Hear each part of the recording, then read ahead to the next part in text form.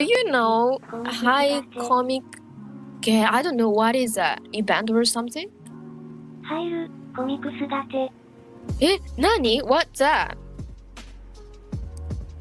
怖い怖い。新しい宗教かな。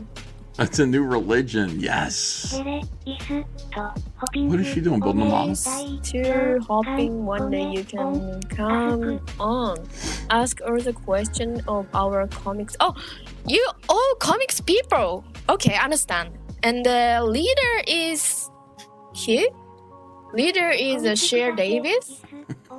Shane Davis, the undisputed leader of Comicsgate, recently weighed in on Eric July. For those who don't remember, Eric had some legal problems with a ministry called Isom, or the International School of Ministry. They had a trademark on the word Isom, and that was the name of Eric's flagship comic book character. I made a pretty informative video on the situation a few months ago. I have a link to it at the end of this video. Essentially, the ministry said that Eric was infringing on their trademark, and they gave certain stipulations which Eric would have to comply with, otherwise they would take him to court. Eric believed this was some sort of gay ops campaign orchestrated by Dick and Vito, and he led me and others into thinking they were guilty of some horrendous act. What we have right now is a textbook example of gay ops. But a fat person by the name of Vito really ramped up his public hatred of me at the launch of the Rippaverse last year. Since then, very frequently, this person has made a point to speak negatively about me and this company. Parties have shown that they have no problem either using the state against us themselves or running op campaigns to maybe push someone else to do it for them.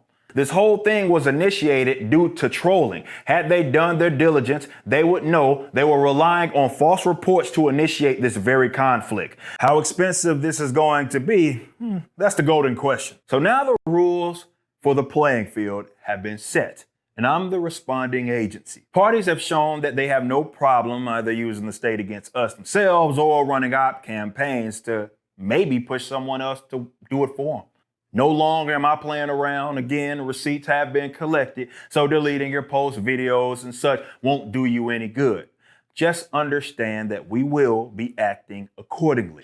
He heavily implied he was going to sue them, and then a few months later he never did, and he actually walked back his assertion that they were the ones who orchestrated this lawsuit. Did you accuse him of starting that lawsuit?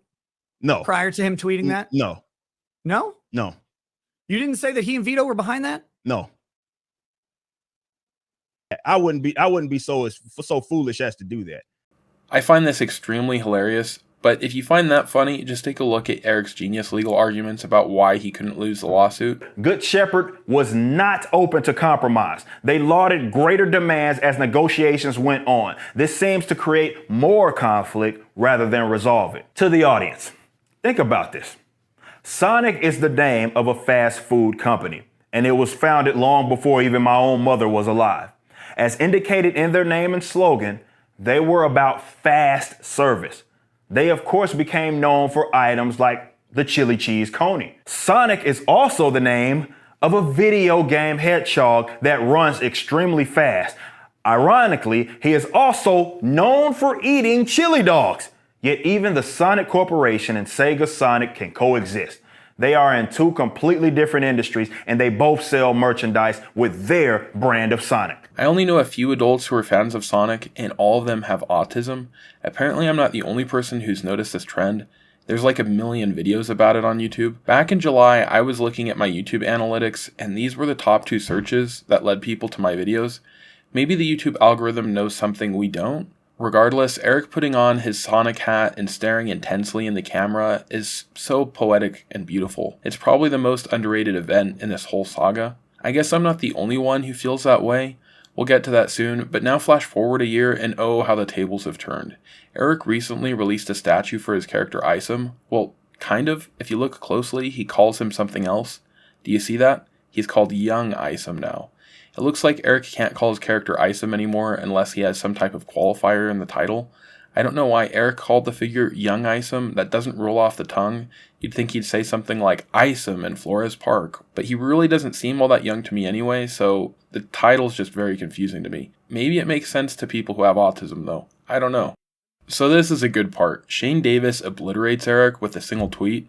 I'm going to have to condemn Shane here. It's not cool to attack people who may have special needs, but I guess Shane has no chill, so here it goes.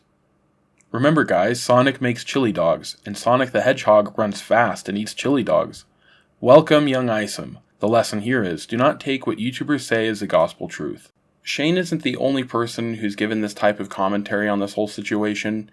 Actually, while the lawsuit was happening, Ethan Van Sciver weighed in, and some of his fans accused him of being disloyal to Eric. Paul Gibb goes, does Ethan not know his fans anymore? First Barbie, now defending Vito the pedo?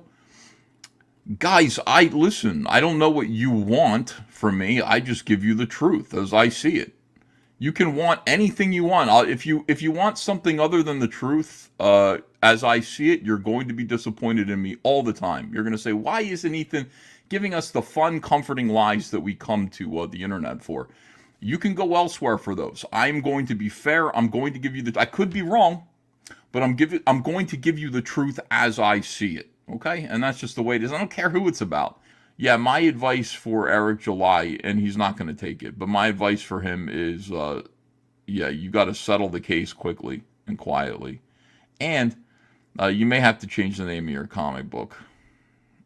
But that's not the worst thing in the world, you know. Just do it as cheaply as you can.